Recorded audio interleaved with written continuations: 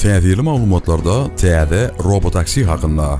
Ýakynda V-Robot ady bilen ýylyň iň garaşylan wakalarynyň biri täze tehnologiýalaryny tanıştyryş tabarady boldy. Tesla kompaniýasynyň düýünçisi Elon Musk rulsyz, pedalsyz, sürüjisiz kiberkap robotaksilerini halka ödürledi. Ol ýakyn wagtda şeýle maşynalar şäherleriň köçelerinde boldy. Olary minmek bolsa avtomobilin önünem has arzan olur deyip söz verdi. Kiberkap robotaksilerin daşlıpatı neyli? Olorun futuristiki dizayni, yılmanak, aerodinamiki kuzubi. Önünde olsa diyot şılığı var. Ulun kapıları kebelin kanatı yani kaptalam yokuri açılıyor. Robotaksiler adatı elektromobiller yani elektrik ulgomunu biriktirmeye. Olara zaryat almak için yürütü zaryat pasinatının üstünden geçip gitmek yeterlik. Salonun içinde dine 2 tane yol olsun için yer var. Täze kiberkap sürücü adat taksilerden 20-30 etse hopsuz olur deyip Elon Musk belleýär. Siz näme pikir edýäňiz? Kiberkap robotaksi hayırlı bolar mı?